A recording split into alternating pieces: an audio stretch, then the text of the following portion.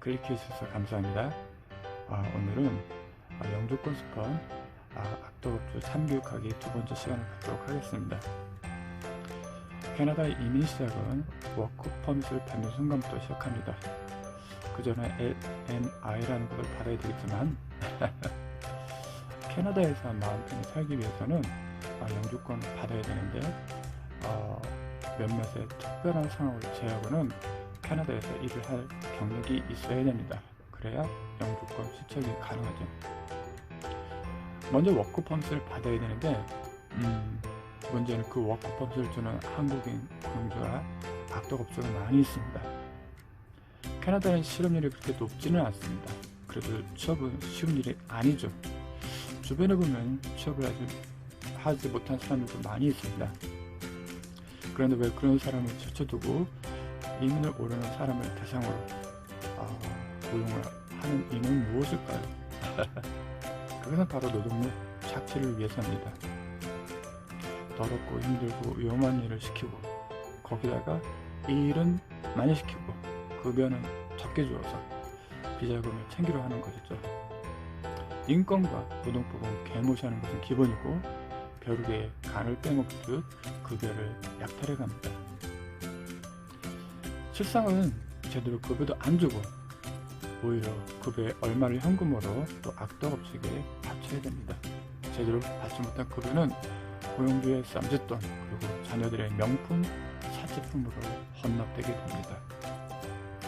이런 악덕업주에게 당하지 않기 위해서는 캐나다 기본 노동법을 알아야 됩니다. 급여, 일한 시간, 휴가, 추가 근무 등등등등.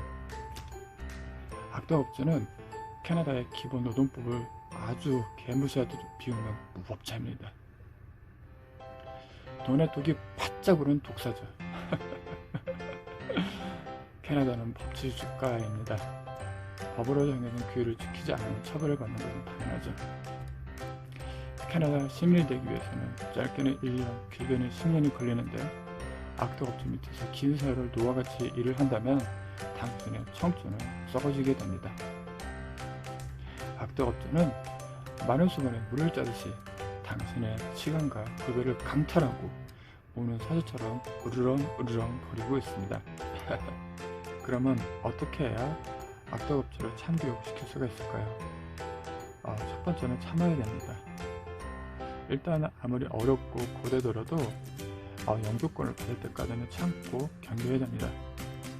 지금의 고용주가 아무리 악덕업주라고 하더라도 그가 워크퍼밋을 스폰해주고 또 영주권에 필요한 서류나 과정을 도와줘야 하는 이상 악덕업주는 슈퍼갑이고 또 본인은 슈퍼울이 됩니다.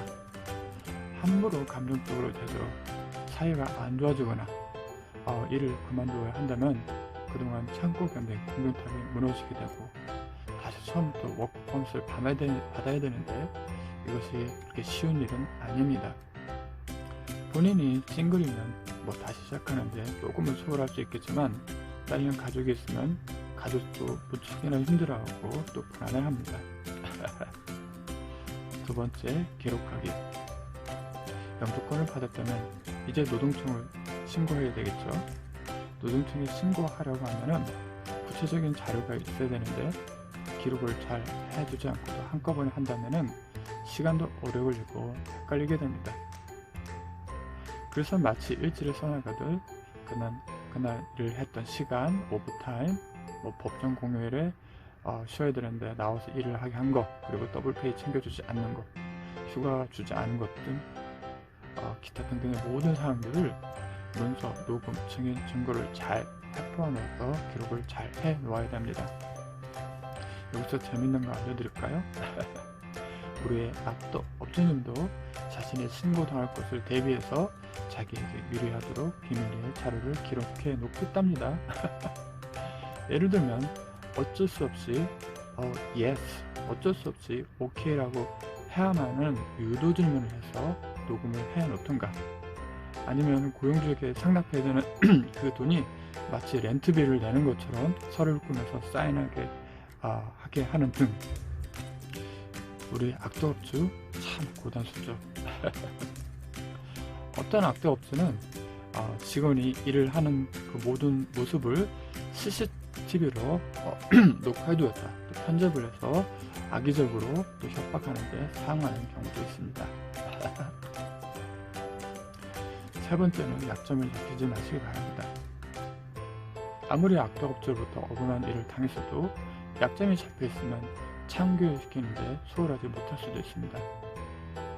독사 같은 악덕업체의 횡포에 너무 열을받아 뒷구멍으로 간접적으로 복수를 하다가 약점이 잡히게 되면은 나날 손해입니다. 뭐 예를 들면 뭐 커피에 침 뱉어서 주기 형사, 민사 법적인 부분에 약점이 잡힐 만한 것을 절대로 만들지 마시기 바랍니다. 간접적으로 복수하고 싶으면은 오른손이 한 일을 왼손이 모르게 그렇게 하셔야 됩니다. 절대 들키지 마시기 바랍니다. 참고로 제가 아는 지인은 악덕업체가 힘들어 죽겠는데 라면 끓여오라고 해서 개밥그릇에 라면을 끓여주었고, 또 그 악덕업체 그 꼰대놈의 그 칫솔로 변기 청소를 한 경우 있습니다.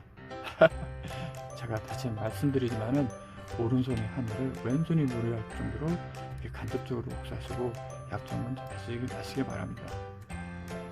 마지막으로 노동청에 신고해야 되죠. 영주권을 받고 지옥 같은 아지트에서 탈출했다면 각 도시마다 노동청이 있습니다. 노동청에 전자메일이나 전화로 초과 근무, 급여를 받지 못한 억울한 그 상황을 신고를 하시면 됩니다. 변호사를 고용할 필요도 없습니다. 캐나다 대정부가 노동법을 어긴 쪼무라기 악덕업체를 서류, 회계조사로 오랜 시간 동안 파헤쳐서 그동안 받지 못했던 급여에 대해서 대신 쌓아주고 끝끝내 받아줍니다. 신고가 접수되면 직원과 고용주는 같이 노동청으로부터 조사를 받게 됩니다. 노동청에서 조사를 하고자 할 때 그동안 잘 기록해두었던 자료를 제출하시면 됩니다. 아무리 악덕업체가 속이려고 하더라도 초과 근무한 것, 급여를 받지 못하는 것은 엄연한 객관적인 사실이기 때문에 감출 수가 없습니다. 악덕업체는 해명하기 위해서 거의 1년 동안 노동청으로부터 조사를 받게 되는데 이것이 사람의 피를 말리죠. 조사가 마치게 되면 노동법을 지키지 않았던 죄로 엄청난 양의 벌금을 물어야 되고, 또 당신이 받지 못했던 오버타임, 또 공휴일 때 일했던 오버타임, 그 더블페이는 무려 최근 5개월 동안의 급여치를 받아줍니다. 이것이 큰 목돈이죠.